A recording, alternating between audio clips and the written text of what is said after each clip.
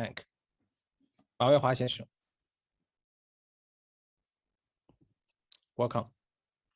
Thank you. Today we're going to talk about a very interesting topic that's about the sustainability and bringing different stakeholders together to create a pragmatic, sustainable future. I think this this topic is related to everyone, including policymakers, investors, and everyone in the environment. And recently we have had lots of extreme weather around the world. We've seen these rivers diminishing. We've seen extreme weather patterns, either flooding or drought. This is very difficult in the current economic environment and other geopolitical challenges. So let me ask you, Sid, first, that sustainability is a word that has appeared many times in government, corporate, investment visions. People talk about sustainability, why it has become more and more important for everyone. Very important question. And I think as the UN Secretary General recently said at the 77th United Nations General Assembly, and he said, and I quote, he says, "Our world is in peril and paralyzed. We cannot go on like this," end of quote. In a sense, it encapsulates what we are confronting today. We are confronted by four major crises: a COVID pandemic crisis, which is a health crisis. We are confronted by a climate crisis which actually poses an existential threat. We are confronted by a crisis of inequality, which actually started to become even more apparent after the arrival of the pandemic. And then we are confronted by what I would call a fuel, food, and energy crisis, which is all coming together. So in a sense, the world for the first time is seeing a multiplicity of crises. And the only solution out of this is what the UN member states all agreed to, is the Sustainable Development Goals, the 2030 agenda. That is the North Star. That is the compass to which we all have to reconfigure and move in that direction. And therefore, in order to do that, the aspect of sustainability therefore becomes critical to this. There is space for everybody. This needs an all of government, all of society, all of business, more and more academia, think tanks, all coming together, because this is not just the future of human development, it's the future of our entire humanity. Over to you. Right, thank you. 马主席，我在一些商业的聚会上面，其实见过您那时候是以国内非常有影响。I met you during a business gathering. You were an influential entrepreneur in China back then, and you've been steering the China Merchants Bank for so many years, and you were widely known by the Chinese entrepreneurs. As a member of the UNDP SDG Impact Steering Group and Executive Chairman of China Alliance of Social Value Investment, you must have a lot of insight into sustainable development. So what's the biggest challenge facing the SDG by United Nations currently? The UN SDG was formulated in 2015. Now it's 2022. 50% of the time has elapsed, but I think the agenda was severely stonewalled. Well, the SDG has three goals. One is equality, economic prosperity, and environmental protection. I think these three pillars have been challenged severely. We're talking about social equality.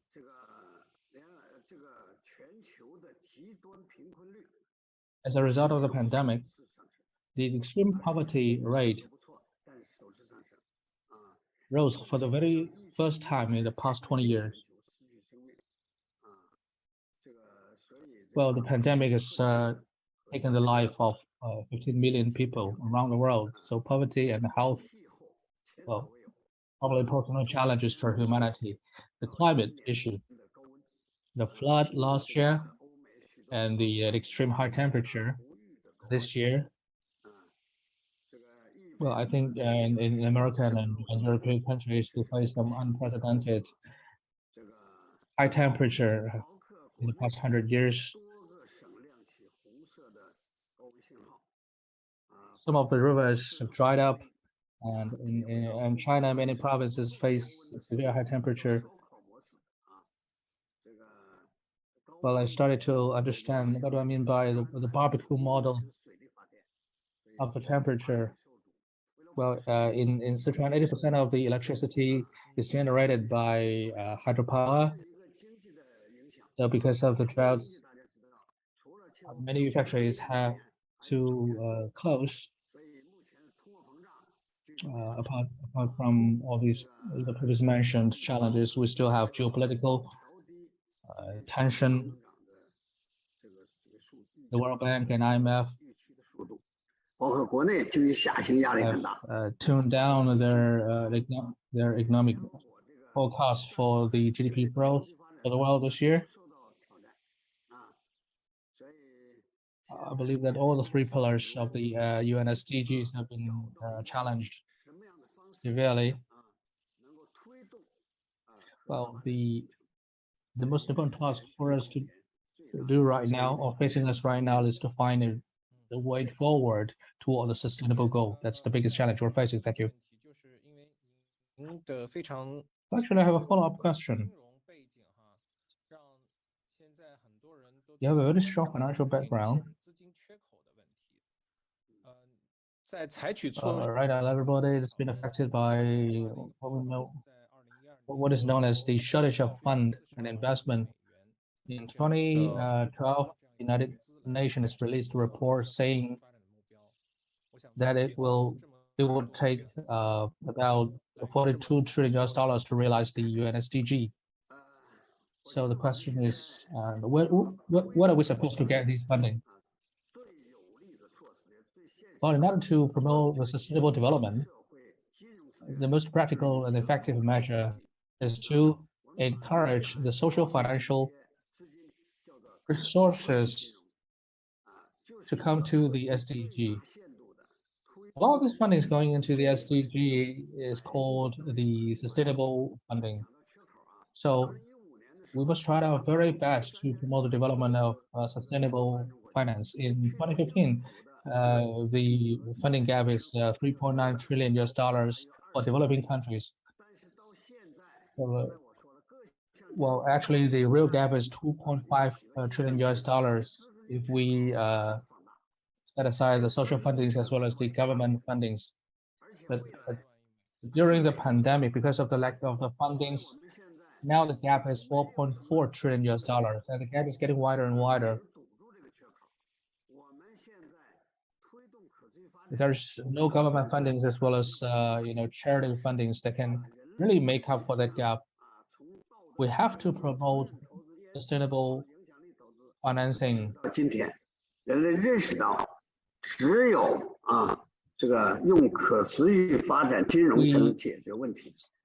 start to realize that only sustainable financing can help us to address the problem or fix the problem. As I said, that responsible impact investment. So the difference between this investment and ordinary commercial investment is that actually we found that many social and economic problems are generated by economic activities. Well, let's say if we place both emphasis on economic benefit as well as on social and economic benefit in making every economic and investment decision, that will help us to mitigate a lot of problems. When we start to make any investment decisions, we should take into consideration the social and environmental benefit. It's an ideal and lofty slogan, but as long as we follow that line, we will reduce the problem we're facing gradually. This is the only way out. The ESG investment or impact investment, whatever the investment it is, We must take the initiative. We can't sit there passively and wait for the problems to come to us. We need to confront the problems and challenges out of our own initiative. I believe that these measures will be effective. By 2021, the ESG investment has exceeded 3.5 billion US dollars. The impact investment, the concept of impact investment was generated in 2007. So while impact investment means on one hand, we can get economic benefit. On the other hand, there's quantifiable social benefit involved in this investment decision. In China, we have the concept of green funding and preferential funding. Well, these investments will help to address the real problem in our society. Thank you very much. Thank you. We'll continue the topic on sustainable financing. There's a gap hole in the money that is needed in to achieve UN's sustainability targets. 4.2 or 4.4 trillion dollars is the money in the UN Sustainable Report in 2021. I mean, Mr. Ma says that gap is enlarging from 3 trillion now to 4 trillion and is expected to even expand more in the future. But the positive thing is that Mr. Ma also noticed that more and more stakeholders are injecting investment into this. We've seen substantial growth in this. What's your observation? Absolutely. And you see, the thing is that these are opportunities, and that is why the term sustainability becomes so crucial to this entire conversation. In the larger aspects of human development, our progress, 4 trillion is nothing. It is really about looking at a convergence of public-private partnerships, of better impact investing, of developing low-carbon economies. I think the future transition that we now need to see, what is termed as the fourth industrial revolution, is here. And it will need the might of not just the developed world, but the developing countries in order to come together with one common perspective. It is not the money itself, it is our political will, our ambition in terms of coming together to advance this. And yes, there is enough of avenues available through which resources can be garnered in and to look at, and that therefore the term sustainability becomes, where does the return of investment therefore go? How will that return of investment be measured? All those are the things that will need. So what I'm hoping that as we advance to the 2030 agenda, and that is precisely the discussions which are happening right now at the UN General Assembly, how do we do the financing? How do we do the climate financing, where we need about $100 billion, in particular for the developing countries in order to lower their carbon dioxide footprint.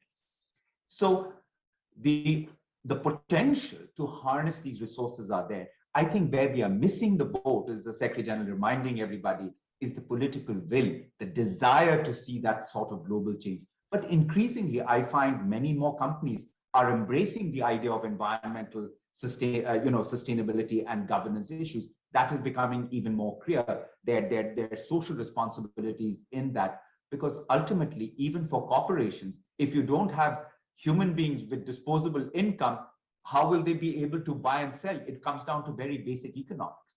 And those basic economics now need to be given relevance. The relevance will be when we start looking at the right public policies, the political will, and new dynamic partnerships to be forged in order to advance the sustainable development goals. And I think if we can keep the focus on the SDGs, I think that itself will allow us to all converge towards advancing this.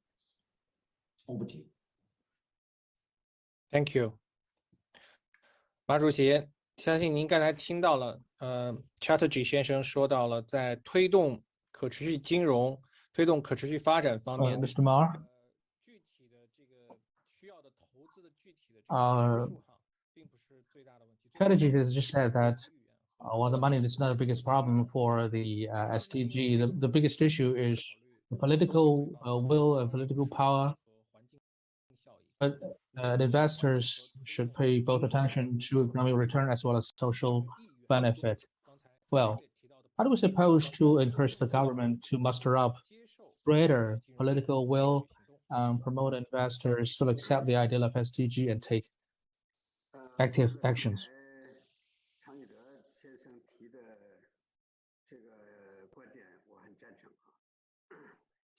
I'd agree with what he said, indeed. Well, money is important, of course, but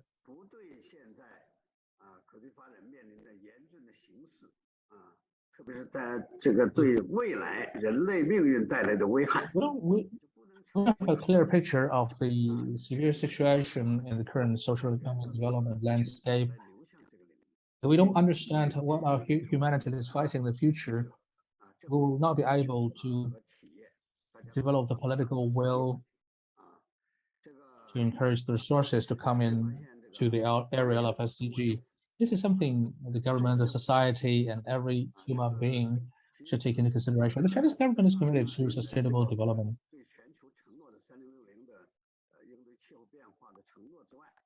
The Chinese President Xi Jinping has made a commitment on carbon peak and carbon neutrality to the international society in 2020.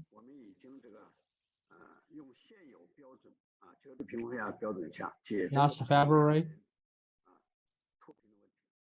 President Xi Jinping announced that we lift 100 million Chinese people out of absolute poverty, contributing to 70% of the poverty alleviation effort in the world. From 2012 to 2019, from 2012 to 2020, China has launched a clean climate initiative, reducing the carbon emission equivalent to 2 billion tons of coal. Well, actually, China has already taken action.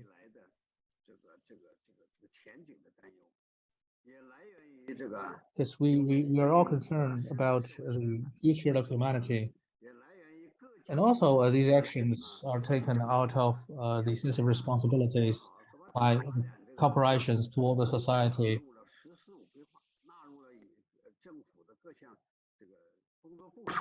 And the government has taken the carbon emission reduction as a quantifiable target in the 14th five-year plan. The common prosperity, the rural area revival, as well as the carbon peak and carbon neutrality targets are some of the hot agenda in China. And I believe that the realization of these above-mentioned goals will be conducive to the realization of SDG. Thank you. Mr. Ma, one more follow-up question. What I've just told us that the Chinese government has taken quite a number of measures toward that positive goal.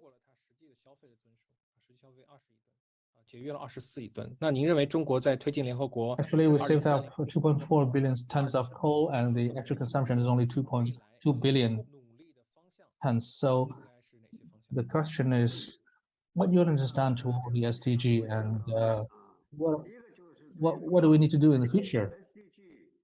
No poverty, no starvation, and healthy well-being.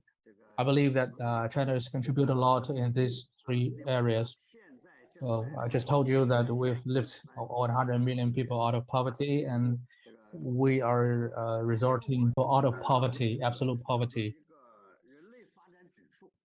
There is a so-called Human Development Index, and this is launched maybe decades ago. So back to the year 2019 and 2020, it is the first time for it to be applied.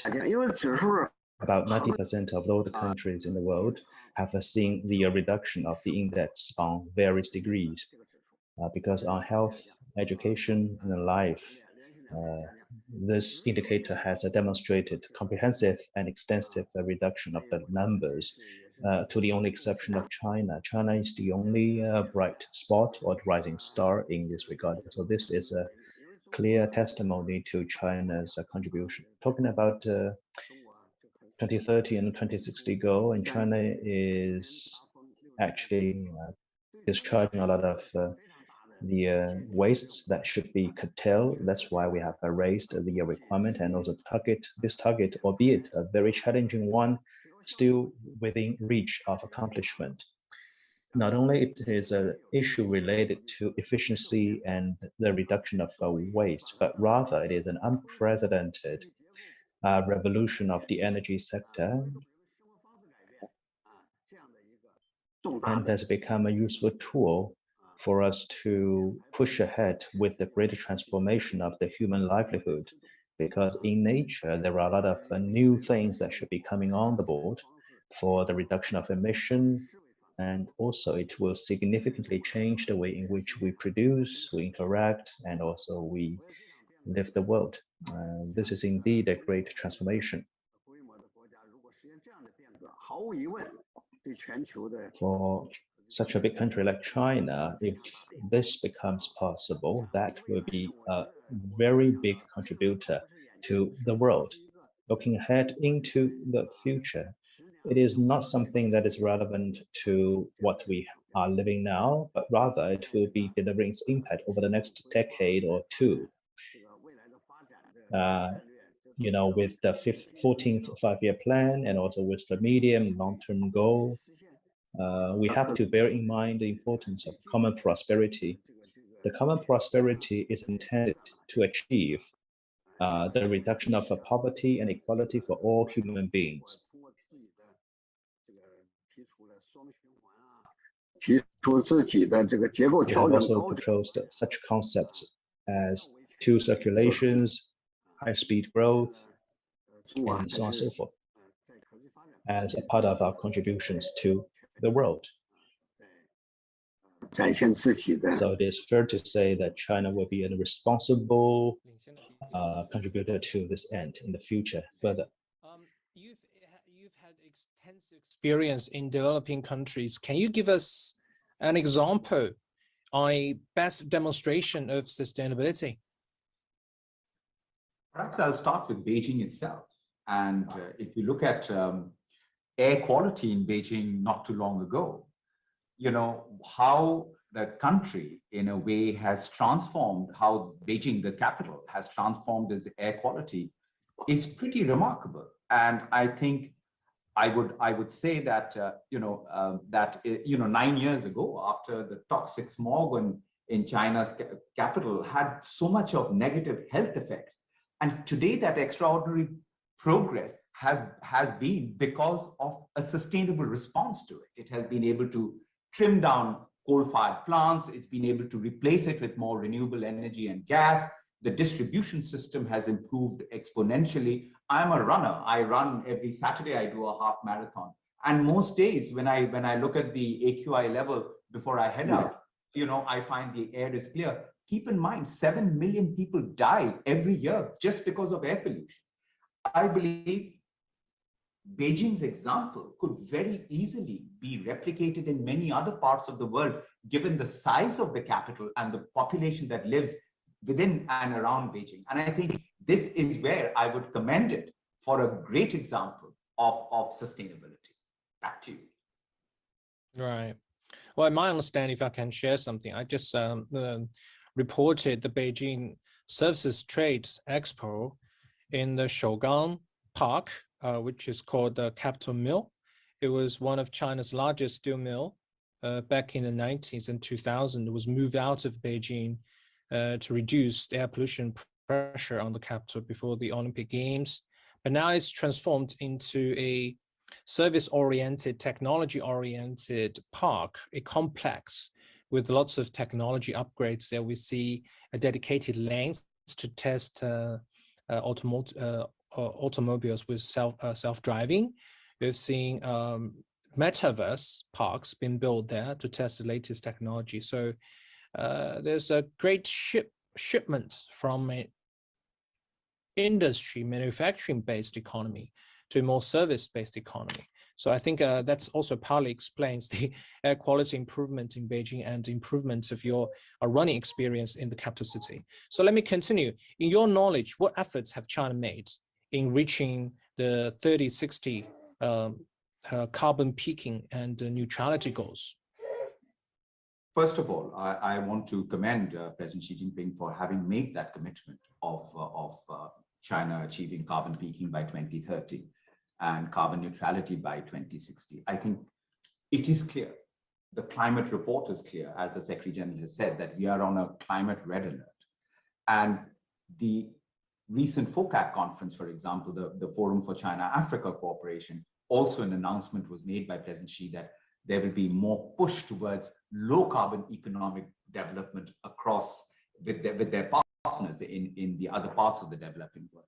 So I believe that these are the efforts that we need to make. We as the United Nations system will bring to bear the best guidance, the best technical assistance, the best knowledge that we can harness as we work with our government counterparts to advance the carbon peaking agenda.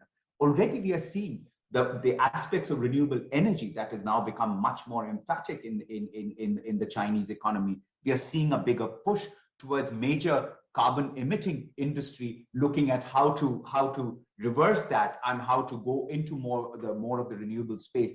So I see plenty of opportunities. But this again, the fact that there was political will, there was a direction given by your head of state, I believe that allows everybody to come together in order to follow through on that. Very evident also in the 14th five-year plan, where this has been very clearly articulated on what we want to do. So as the UN system, we remain fully committed to ensuring China's success in this in carbon peaking by 2030. And I hope we can do it even before 2030 and achieve carbon neutrality even before 2060. I hope we can achieve it by 2050, because again, what China does will have implications for many other parts of the developing world, because today knowledge is what I can share with other parts of our South-South cooperation.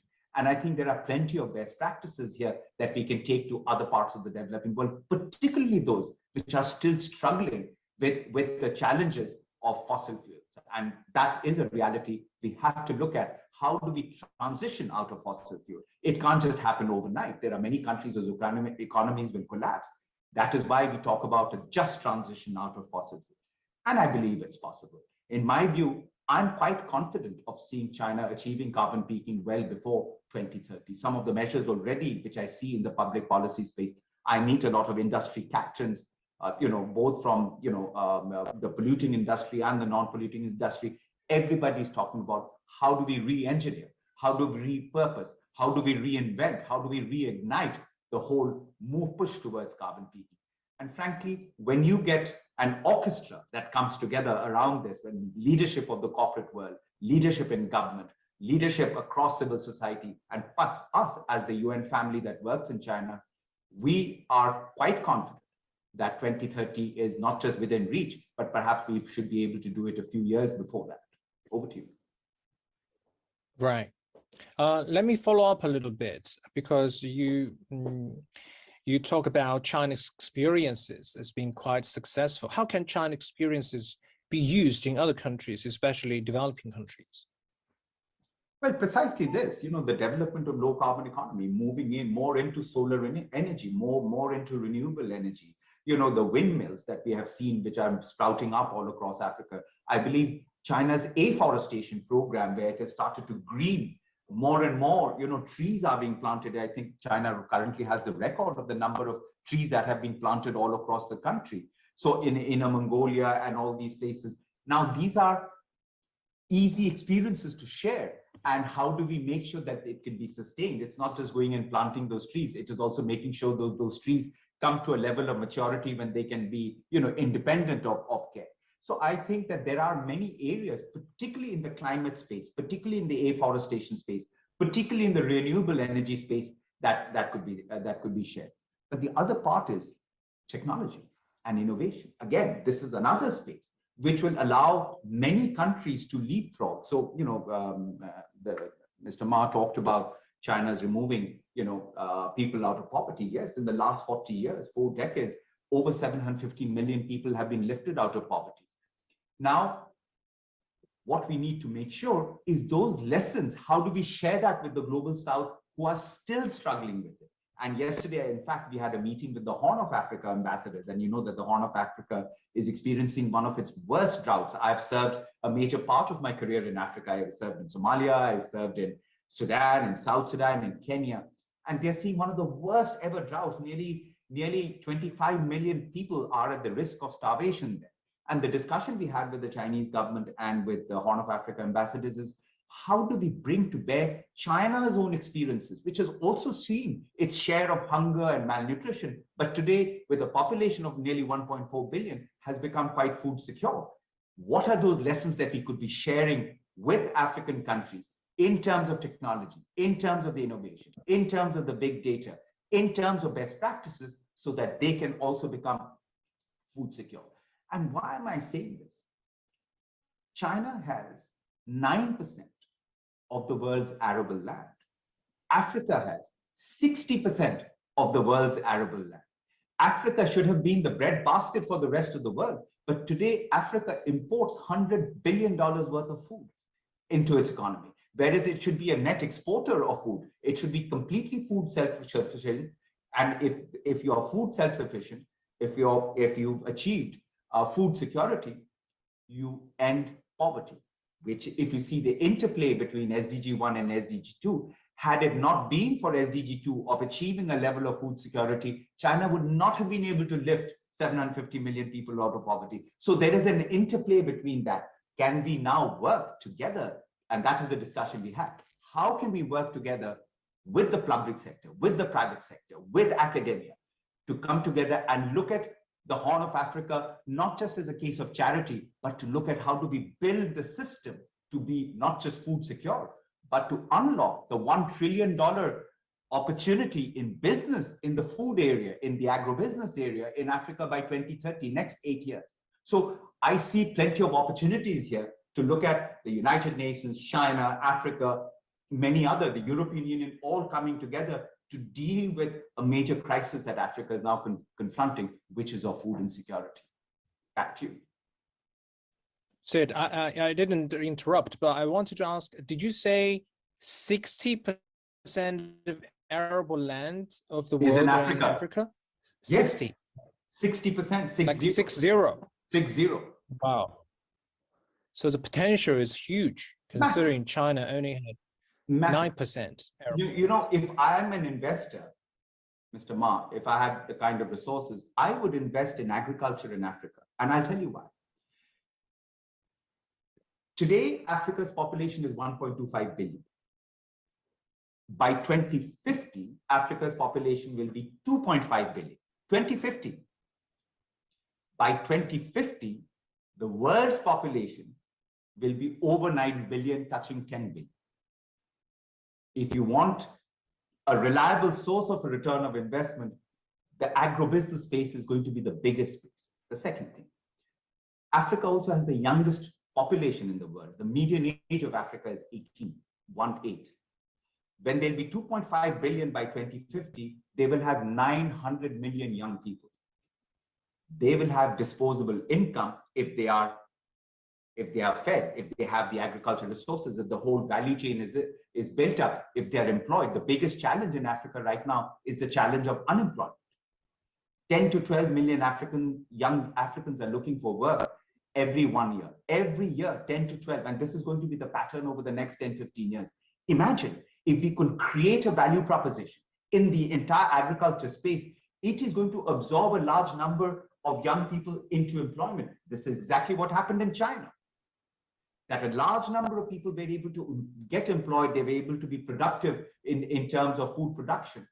And that is going to make a huge difference, because not only does Africa feed itself, but it is in a potential to feed the world, given the population that will be there. And therefore, this is a good time for industry to come together, work with smallholder farmers, work with governments to look at how do we rearrange the agribusiness ecosystem and turn it into a low carbon agribusiness ecosystem. I believe the opportunities are immense there. And yesterday, from the discussion that came out, it's in the news today, you will find it there. It was very productive. We had academia, we had the Ministry of Foreign Affairs, DG Wupang from the Director General for Africa was there. A lot of partners came around, American chambers of commerce, British chambers of commerce. They all see an enormous opportunity of us coming together, of transforming food systems. China's experience here is going to be absolutely critical. Back to you. Thank you.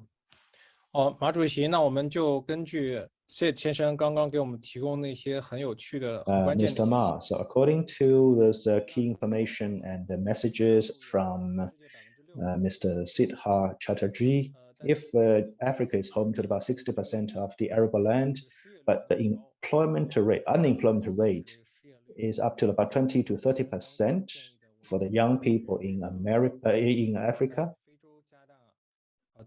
So Mr.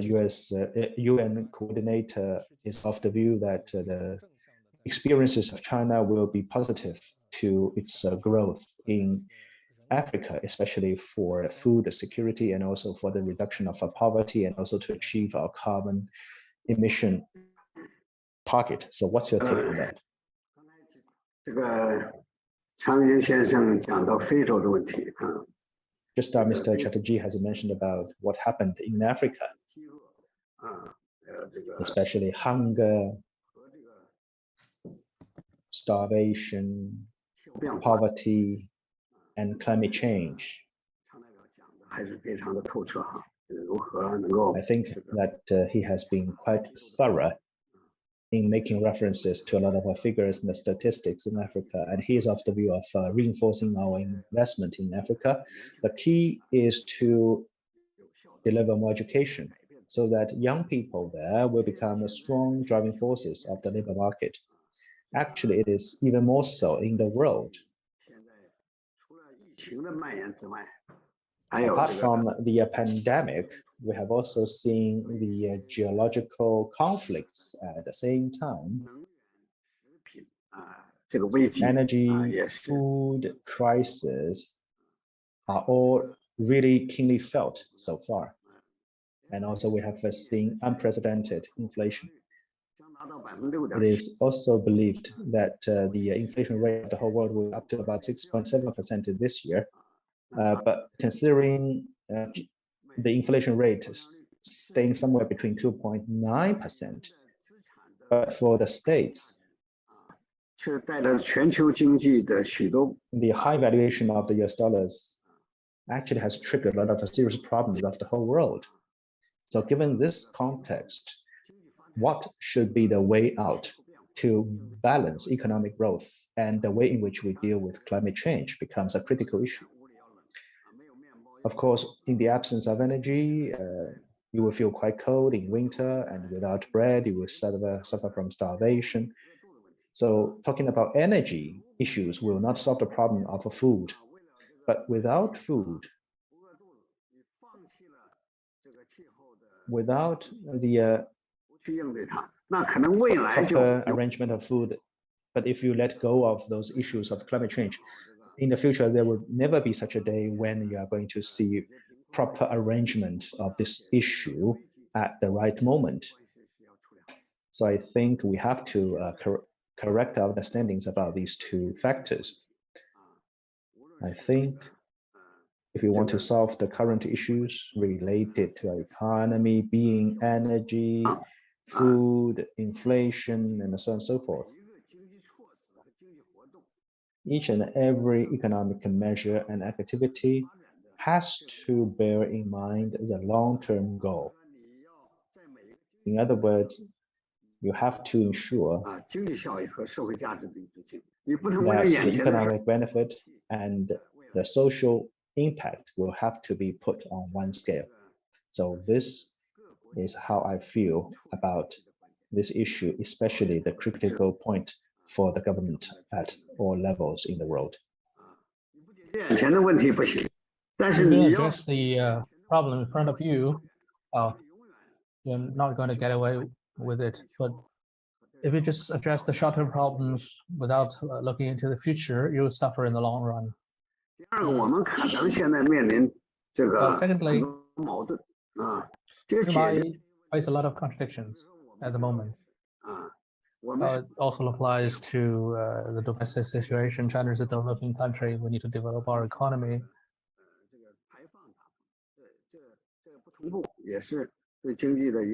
There's asymmetry between economic peak and carbon peak. It is also a problem for us.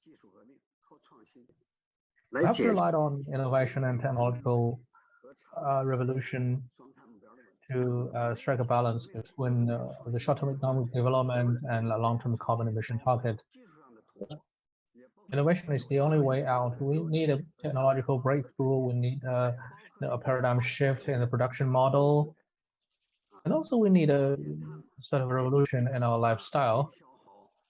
Carbon emission reduction requires low consumption, low emission, and low carbon lifestyle. It will become a mainstay in the society. These are some of the factors that our policymakers must take into consideration. By talking about the carbon emission reduction and sustainable development, it is a global issue. It is a challenge for the entire world. We would love to reach consensus on these issues. Low carbon technologies requires the investment and funding from all over the world.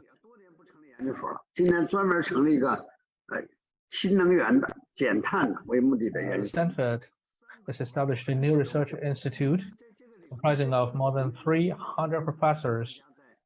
Well, the research institute is dedicated to the carbon emission reduction technology.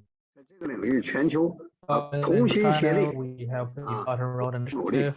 We would love to pull the global resources together and fix the problems facing the entire humanity.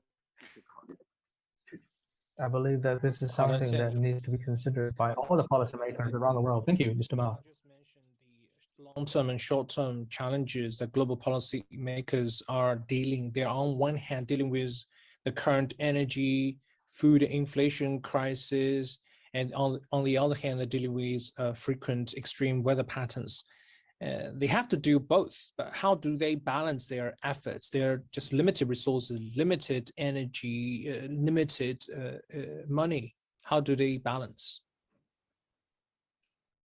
You know, we are currently experiencing worldwide economic shocks, you know, from the COVID-19 pandemic, a worsening climate crisis, new threats to food and energy security. We have seen that global progress on all the 17 sustainable development goals have basically stalled. So what we need to be doing is, in these remaining years of this decade of action, just 8 years left, and all sectors of society, including governments, private sector, civil society, and individuals, need to mobilize to confront these challenges and realize the promise of the 2030 agenda of the sustainable development, so long as we keep that in our focus. And we have credible and tested ESG, you know, environmental, social, and governance and sustainable finance approaches. They are there and can support this. And adopting approaches in tandem with the targets set by the SDGs can be a driver for innovation and, I would say, long-term value for both business and for society. So I would just say in conclusion that the UN and China is fully committed to supporting these efforts to allow further consensus in this area. And allow me to just conclude with a quote from President Xi Jinping, when he says that, and I quote, "By setting sail together, we could ride the wind, break the waves, brave the journey of 10,000 miles. And this itself captures what we can do if we are to collaborate. And this is why the renewed push by the Secretary General, renewed push by many member states on the importance of multilateralism, on importance of the United Nations system to give velocity to those very ambitions that the Sustainable Development Goals have put in front of us. I believe that once that feeling of collectiveness comes into play, everything will fall into place. And that is why I feel that the energy and determination that we need to keep multilateralism going is going to be absolutely crucial. I think with that final quote which I made, we would be able to overcome most of the challenges we currently confront. Over to you. All right. Sid, Mr. Ma also just mentioned that developing countries needs to focus on development. It's their first priority, and development in many occasions means industrialization. In the Glasgow climate deal, developing economies, including India, at the last minute requested more time for carbon reduction goals, citing the need for their own industrialization.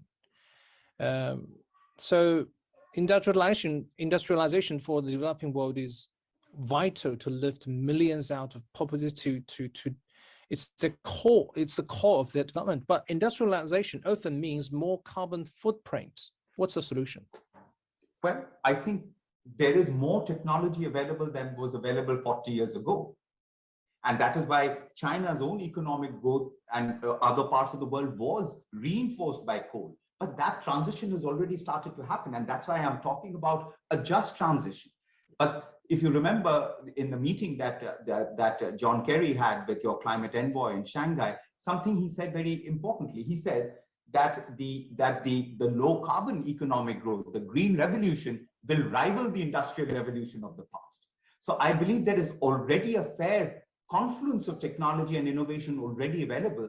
How do we best share this information and knowledge with other developing countries which are wanting to lift people out of poverty, which are wanting to, leapfrog their economies? It is not a gradual progress. It is about leapfrogging it.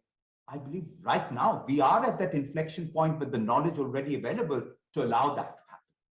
So I don't see that as a challenge. I actually see this as an opportunity for us to look at these experiences and move the needle forward. China is not an island. It is surrounded by many countries. Now, if they are polluting countries like the storms that we saw last year, if you recall the number of dust storms we experienced in Beijing, that had got nothing to do with Beijing, but it was coming from surrounding countries. What does it mean? More afforestation, planting of more trees, making sure that the deserts are turned into more greener pastures so that they can become arable. The opportunities are there. And that is why the collective enterprise of multilateralism therefore needs to be reinforced and re-energized in every way today. Over to you. Thank you so much for insights. 马先生，我们可能快到我们这一次这个讨论的Mr. Ma, we're about to wrap up this discussion. You and me were both at the Beyond Expo, the first Beyond Expo in Macau. Well, this time the Expo is held in the Metaverse, so bringing us a whole new experience. You just told us that technological innovation can be the new impetus for economic development.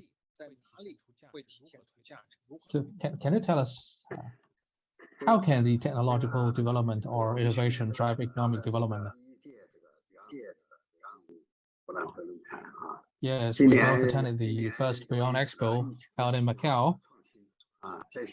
Due to the pandemic, the Expo is now moved into the Metaverse. I think it's quite a good idea to hold the Beyond Expo in the Metaverse. Well, the participants can interact with each other, can visit the stands, can get the information about other exhibitors and participants. That's a pretty interesting idea. I think the Expo itself is a demonstration of how the technology can help in economic development. As I said, sustainable development is a kind of social transformation and technological revolution.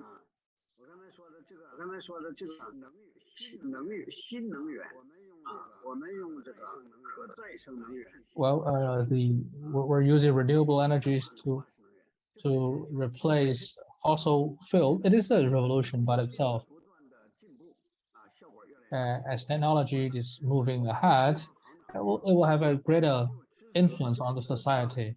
As the head of the China Merchants Bank, I financially supported a lot of photovoltaic companies. Due to the lack of technologies, all of these companies failed. leaving us a lot of non-performing loans. But due to the technological development later on, China is probably the biggest photovoltaic manufacturer in the world. They told me that Mr. Ma, well, these loans are not given in vain, because all these financial support generated the development or supported the technological development at this front. Currently, our 3060 fund is doing a project in the Inner Mongolia. It can be a demonstration project in the United Nations. In the Inner Mongolia, there is some open air coal mines. Most of these mining machines using diesels with heavy emission of carbon dioxide.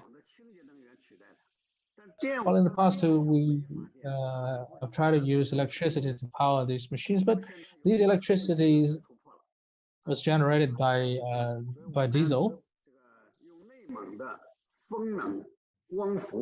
So we're still polluting. We were still polluting the environment.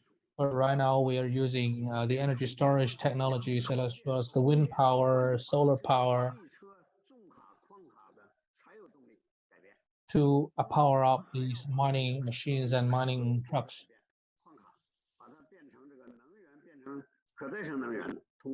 We use batteries to power these mining trucks. We need to overhaul the power structure and the entire structure of the mining trucks, and we also need to set up the battery station where the batteries can be replaced. And we also need to develop a digital system to control the entire system. I believe that this is a technological revolution over the entire industrial chain to support the reduction of carbon emission. There are numerous examples like that in China. Back to the rural area, I just told you that there is a national strategy to revive the rural economy. In the rural area, there is one big problem, that is how to market the local produce. If you can't market your local produce, they just go rotten in the field. Now we're using the internet to help these growers to sell their products. We have very sophisticated transportation infrastructures across the entire country. We got road and railroads to connect even the remotest villages in the rural areas, to help those plant growers to sell the products over the internet.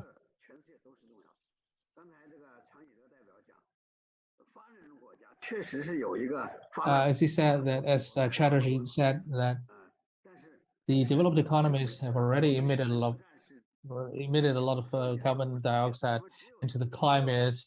Yeah, that's right. But time is short. We have to rely on technological innovation to change the production model and pattern and fulfill our mission within a relatively short period of time. But looking into the future, we must rely on continuous technological revolution and innovation and a paradigm shift to realize the sustainable development goal. Thank you. Now, friends, we are approaching the end of this very special coverage on CGTN on the Beyond International Expo. We touched on a number of key topics. Sustainability is more about political will than the money invested, and China has attached a great importance to sustainable development, as indicated by some hard data, as Sid and Mr. Ma tell us, in terms of renewable wind and solar energy installment, policy impetus, carbon reduction. That involves technology upgrading, application, and change of lifestyle, and even the way how we people think. Sid told us that Africa has huge potential. It has lots of arable land and large young population, but need investment and sustainable development patterns. Well, so as they mentioned, sustainable development is more about political will than the money invested. So where there's a will, there's a way. A journey of 10,000 miles starts from a single step. So please stay tuned for more CGTN coverage on forums of Beyond International Expo. Friends, see you. 谢谢两位，谢谢。